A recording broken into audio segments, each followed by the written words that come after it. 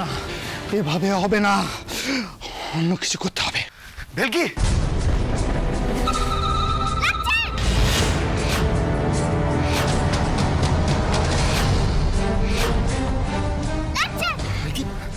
ভেলকি, তোর কিছু হয়নি তো?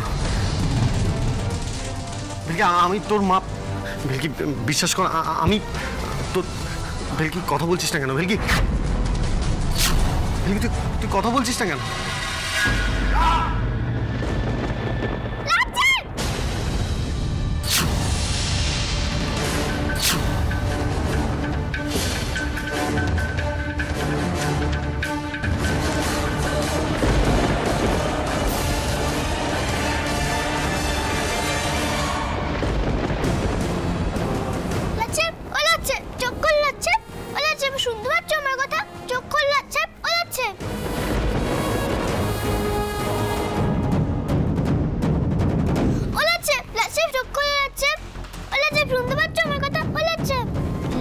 মনে অজ্ঞান হয়ে গেছে, কি যে করি এখন।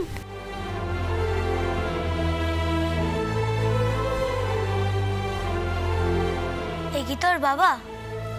তুই সর এখান থেকে।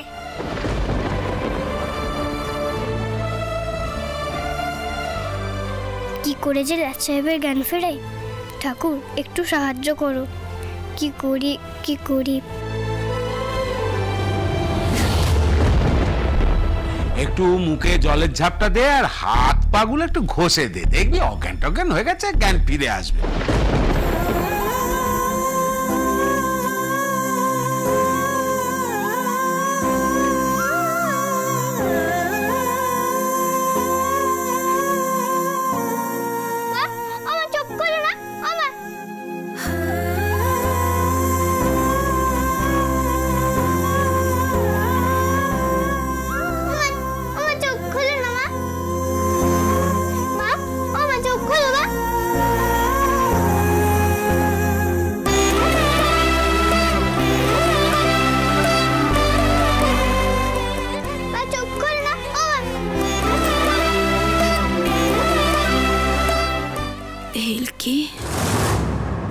তোরা কি আমাকে একটু জল এনে দিবি রে?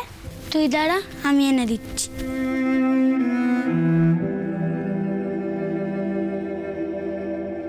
লাট সাহেবের চোখে মুখে জল দিয়ে দিলে লাট সাহেবের জ্ঞান ফিরে আসবে। আসুন দেখি তাড়াতাড়ি। কি ব্যাপার এই লোকগুলো? আমার মনে হয় এরাই মেঘকে মারধর করছিল। আরে দেন, কিন্তু মেঘ কোথায়? স্যার, মেঘ এই বাড়ির মধ্যে নেই তো। বাচ্চাদের গলার আওয়াজও পাওয়া যাচ্ছে স্যার। বাড়ি থেকে দরজা জানলাও বন্ধ স্যার। অদ্ভুত। তো নিশ্চয়ই আছে, চলো দেখি। আরে কি হলো, আপনারা দাঁড়িয়ে রইলেন কেন? তুলুন।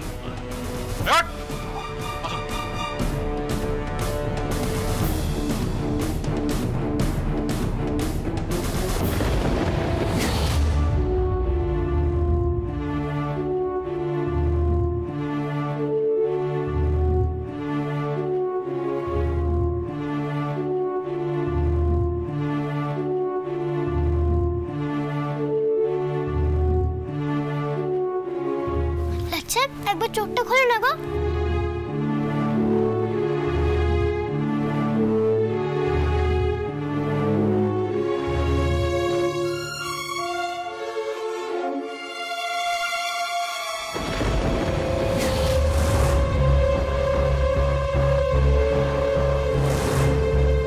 লাট সাহেব, ও লাট সাহেব, চোখটা একবার খোলো না গো। ও লাট সাহেব, খোলো না গো চোখটা। ও লাট সাহেব,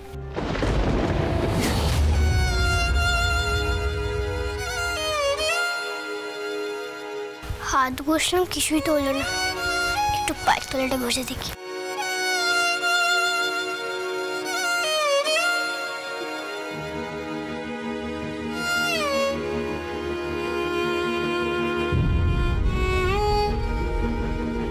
লাচ্ছা, ও লাচ্ছা, চোখটা একবার খোলো না গো।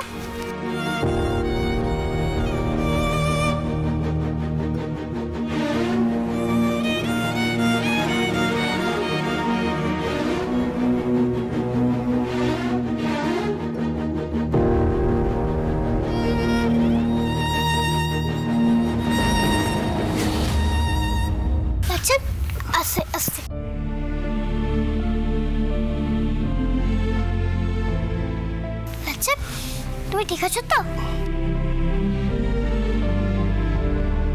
কি হলো, তুমি কথা বলছো না কেন?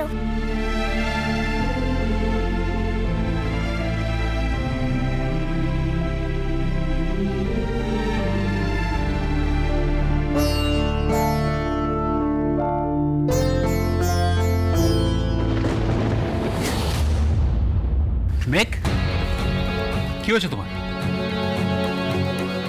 আর এতগুলো বাচ্চাই বা এখানে কেন? এরা কি করছে এখানে? আমি বলছি, বেলুনওয়ালা আমাদের সবাইকে এখানে নিয়ে এসেছে, বলেছে আমাদের বাবা মাকে খুঁজে দেবে।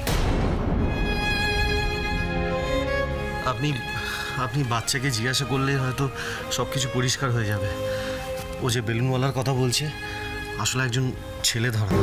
বেলুনওয়ালার ছদ্মবেশে ওকে ওকে এখানে আটকে রাখে। তারপর আমি ওকে খুঁজতে খুঁজতে এই বাচ্চাগুলোর আওয়াজ পাই।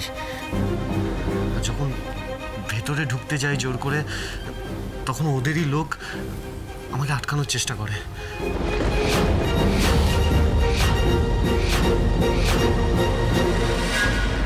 আর একটু দেরি হলে হয়তো ওই দলটা বাচ্চাগুলোকে পাচার করে দিত। বুঝলাম। অফিসার, আপনি একটা কাজ করুন, এই বাচ্চাগুলোকে নিয়ে থানায়, পরে ওদেরকে জিজ্ঞাসাবাদ করে ওদের বাবা মা সম্বন্ধে জানতে হবে। ঠিক আছে, তাড়াতাড়ি করুন। এসো এসো তোমরা, চলো।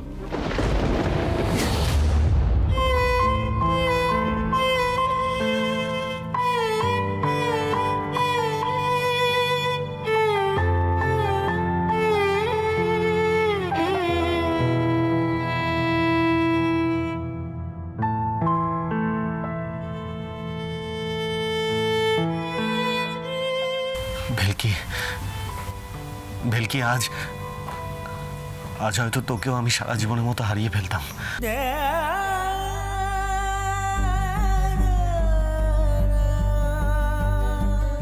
আমি তোমার সঙ্গে কথা বলবো না। তুই প্রমিস ব্রেক করেছো, আমাকে ঠকিয়েছো। না রে ভেলকি, না, তুই আমাকে ভুল ভাবছিস। আমি তোকে ঠকাইনি। ঠকেছি তো আমি। ওই টপিওয়ালা ওনাকে তোর মা বলে আমার সঙ্গে পাঠিয়েছে। আমি তো তোর মাকে কখনো দেখিনি। বিশ্বাস কর ভেলকি, আমি জানতাম না ওটা তোর মা না। আমার কি দোষ বল এতে?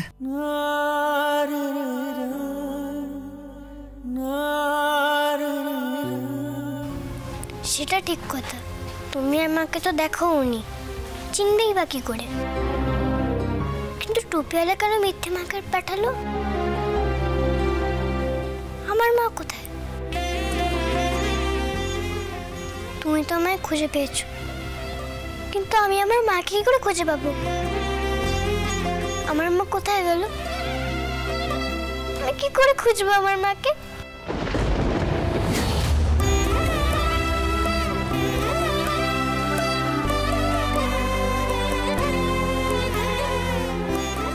আমি প্রমিস ব্রেক করব না ভেলকি। তোর মাকে আমি খুঁজে বের করবই। যেই করে হোক তোর মাকে খুঁজে বের করব।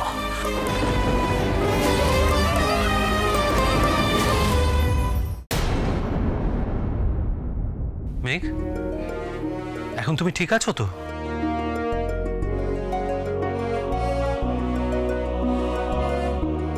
লক্ষ্মী মেয়ে, আমরা সবাই আছি তো, বল কেন এত ভয় পাচ্ছিস?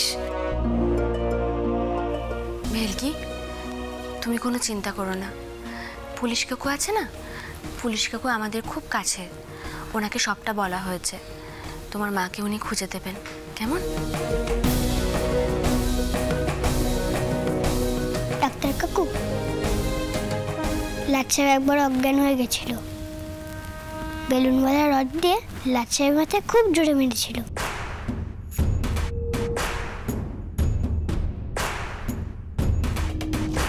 আশ্চর্য, এইটুকু বাচ্চার এত কষ্টের মধ্যেও এতটা সেন্স, সত্যি অবাক হতে হয়। ডক্টর, শুনলেন তো ও নাকি অজ্ঞান হয়ে গেছিল। I see. আপনার কি বমি পাচ্ছে বা মাথায় কোনো অস্বস্তি হচ্ছে? না না, আমি ঠিক আছি, বিশেষ কোনো অসুবিধা হচ্ছে না। আমার শুধু একটাই চিন্তা হচ্ছে, ভেলকির মায়ের জন্য। ওনাকে আমার যে করেই হোক খুঁজে বার করতে হবে। মাথার চোট কিন্তু ভালো না, আপনার এখন কমপ্লিটলি রেস্টের প্রয়োজন। আরে মেঘ, কি হচ্ছেটা কি? তোমাকে তো রেস্ট নিতে হবে, সুস্থ হতে হবে তো আগে।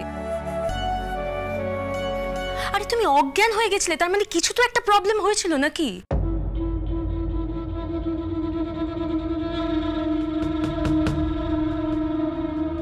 মেঘ, মেঘ তুমি এখন একটু শান্ত হয়ে বসো তো, ডাক্তারবাবুকে ওনার কাজটা করতে দাও।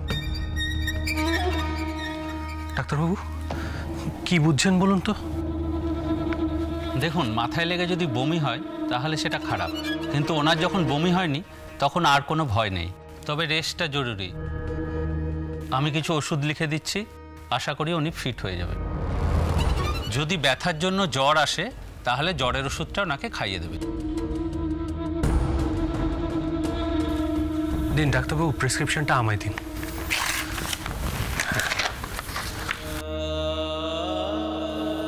ম্যাডাম, আমি ওনাকে একটু এগিয়ে দিয়ে আসি আর ওষুধগুলো বরং নিয়ে চলে আসি একবারে।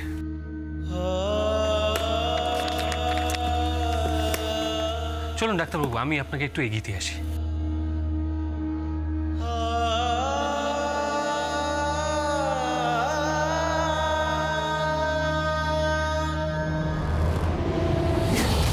হ্যাঁ, এখনো পর্যন্ত আমরা যাদের আটক করতে পেরেছি তাদের প্রাথমিক একটা জিজ্ঞাসাবাদ করে এটুকু জানা গেছে যে ওরা একটা কিডন্যাপারের দল।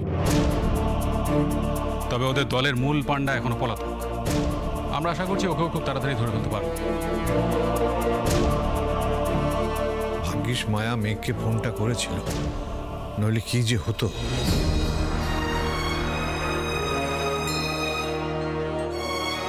আমার মনে হয় মহেন্দ্রদা, ভেলকির ওপরে ওদের নজর আগে থেকেই পড়েছিল, কিন্তু একটা কেস আমার মাথায় ঢুকছে না, মানে ভেলকির মাকে কেন সরানো হলো? মোহিনী ঠিক সময়ে কেটে পড়ল, এদিকে আমি না ফেঁসে যাই।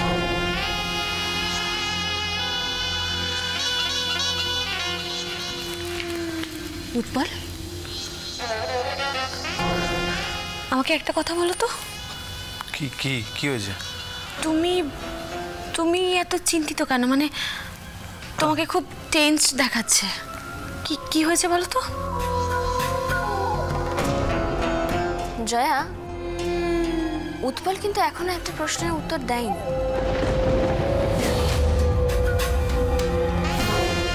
আমার মনে হয় কি উত্তর দেবে সেটাই সাজানোর চেষ্টা করছে। আরে কি ব্যাপার বলো তো উৎপল? মানে আমি যখন থেকে এই বাড়িতে ঢুকেছি তখন থেকে কিন্তু একটা কথাই শুনে যাচ্ছি, মানে একটা সহজ প্রশ্নের উত্তর না দিয়ে তুমি অযথা সেটাকে জটিল কেন করছো বুঝতে পারছি না। তুমি ভেলকিদের বাড়ি কেন গিয়েছো? হ্যাঁ বলছি, সবাই মিলে একটা প্রশ্ন আমাকে করেই চলেছে। আমি বলছি আসল ব্যাপারটা কি। মানে মোহিনী টপিওয়ালাকে ফোন করেছিল এটাই বলার জন্য যে মেঘ নাকি ভেলকির মাকে নিতে যাবে। এবার প্রবলেম হচ্ছে টপিওয়ালা একটি মাথা মোটা টাইপের লোক, তার ঘটে কিছুই ঢোকে না। তাই আমি ভাবলাম যে কি শুনতে কি শুনবে, কি বুঝতে কি বুঝবে, আমি ওকে গিয়ে একবারে সামনাসামনি দেখা হয় ব্যাপারটা পরিষ্কার করে বলবো। কিন্তু না, তাতেও তো কোনো লাভ হলো না, কারণ ওই টপিওয়ালা তো স্কুল খুঁজতে গিয়ে ভেলকির মাকে নিয়ে কোথায় চলে গেল, উল্টে ঝাড়টা খেয়ে গেলাম আমি। আমি একটা কথা কিছুতে বুঝতেই পারছি না যে আমি তখন থেকে যখন বলে চলেছি যে আমি এসবের বিষয়ে কিছু জানি না, কেউ আমার কথা শুনছেই না। এক মিনিট, আমার মনে হয় ভেলকির সামনে এসব আলোচনা করা ঠিক হচ্ছে না।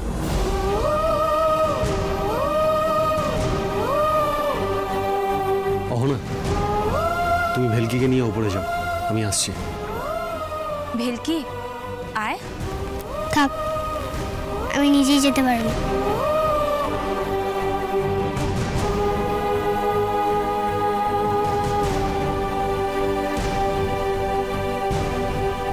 আমার ভালো লাগছে না।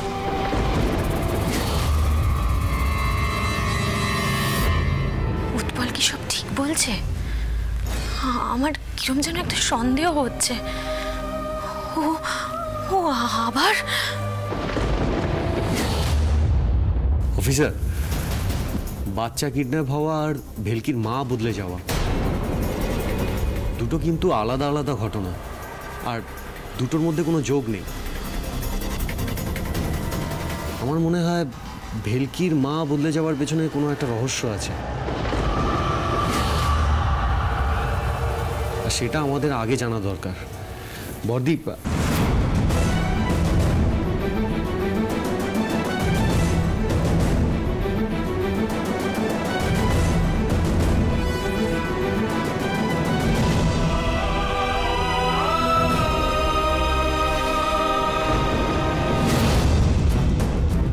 মেঘ, তুমি চিন্তা করো না, তুমি এখন রেস্ট নাও, আমি দেখছি কি হয়। আপনি প্লিজ দেখুন একবার এই বদলটার পেছনে কারোর কোনো হাত আছে কিনা। আমার কোথাও যেন একটা সন্দেহ হচ্ছে।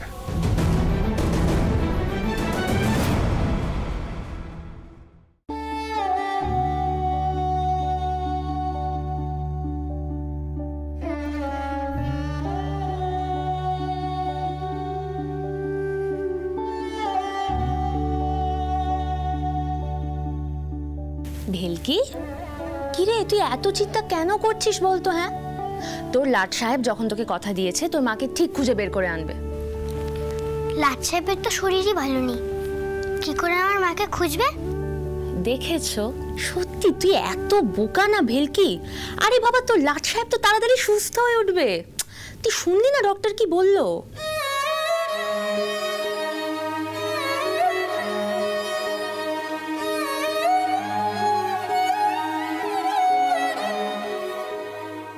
ভেলকি,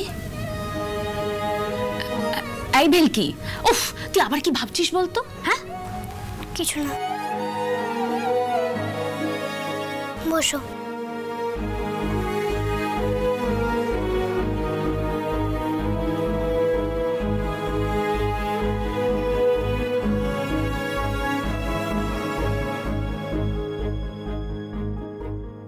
তোমার পোশাকটা খুব নোংরা হয়ে গেছে, পাল্টে নিতে পারবে? ভেলকি, কেন তুই আমার সঙ্গে এভাবে কথা বলছিস?